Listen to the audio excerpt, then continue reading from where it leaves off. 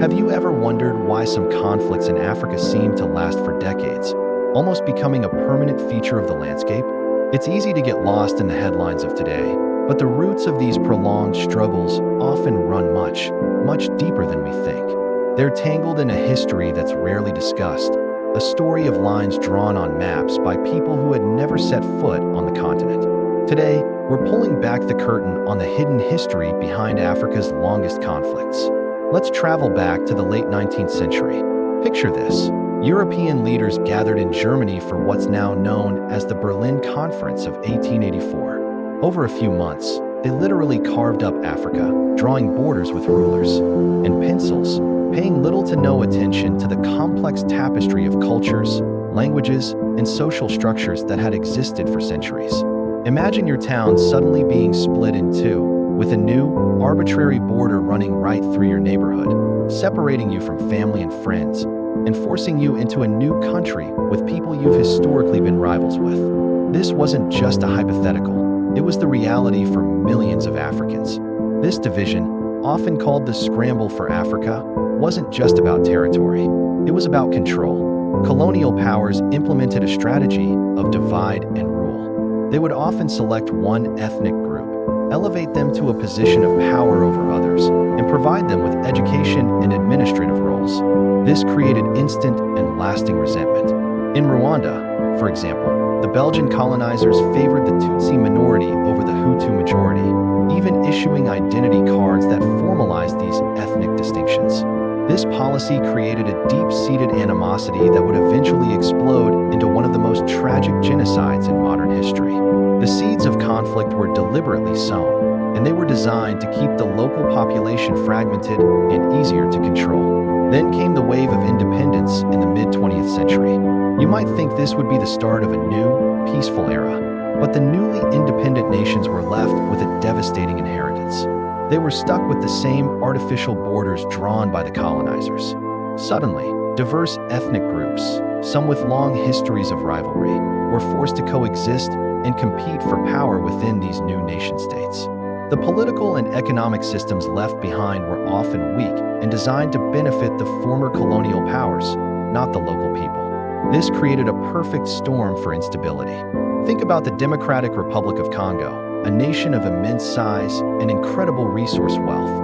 After gaining independence from Belgium, the country was plunged into chaos. The colonial legacy had left a power vacuum, and the competition to control the country's vast mineral resources, like cobalt and diamonds, became fierce. Regional warlords, multinational corporations, and neighboring countries all got involved, fueling a conflict that has ebbed and flowed for decades, claiming millions of lives and becoming known as Africa's World War. The borders, the ethnic divisions, and the fight for resources are all intertwined, a direct legacy of its colonial past. Let's look at another case, Sudan. The British colonial administration governed the northern and southern parts of Sudan as two separate entities. The north, predominantly Arab and Muslim, was more developed and integrated into the colonial system. The south, composed of various African ethnic groups who practiced Christianity or traditional beliefs, was largely neglected. When independence came in 1956, power was handed over to the northern elite. The southern population felt marginalized and betrayed, leading to one of Africa's longest civil wars. The conflict lasted for decades, eventually resulting in the separation of South Sudan in 2011. But even that didn't end the violence, as the new nation struggles with its own internal conflicts, a tragic echo of the original division. It's a pattern we see again and again. In Nigeria, the British merged the northern and southern protectorates in 1914, bringing together over 250 ethnic groups under one flag. This fusion created underlying tensions that contributed to the Biafran War in the late 1960s and continued to fuel instability and sectarian violence in the country today.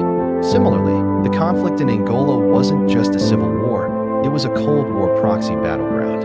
After Portugal's colonial rule ended, the United States and the Soviet Union backed opposing factions, pouring weapons and money into the country, prolonging the war for 27 years and devastating its infrastructure and population. The internal divisions were exploited and amplified by external powers for their own geopolitical gain. So, when we see news reports about conflict in Africa, it's crucial to look beyond the immediate triggers. The story isn't just about rebels or political disputes of the day. It's a story rooted in the lines drawn on a map over a century ago. It's about the deliberate strategy of divide and rule, the economic exploitation of resources, and the fragile political structures left in the wake of colonialism. These historical wounds are deep, and they haven't fully healed. Understanding this hidden history doesn't excuse the violence of today, but it provides essential context. It helps us understand the why behind these seemingly endless conflicts. The resilience of the African people in the face of these challenges is nothing short of incredible. Across the continent, there are countless individuals and communities working tirelessly for peace, reconciliation, and a better future. They are rewriting their own narratives, challenging the legacies of the past, and forging new paths forward. By understanding the deep-rooted causes of these conflicts, we can better appreciate the complexities they face and support the solutions that come from within the continent itself. This isn't just history. It's a living reality that continues to shape the present and the future. Thank you so much for joining us on this journey into the complex history of Africa's conflicts. If you found this perspective valuable, please give this video a thumbs up and consider subscribing to our channel for more deep dives into the stories that shape our world. We'd love to hear your thoughts in the comments below. Until next time, stay curious.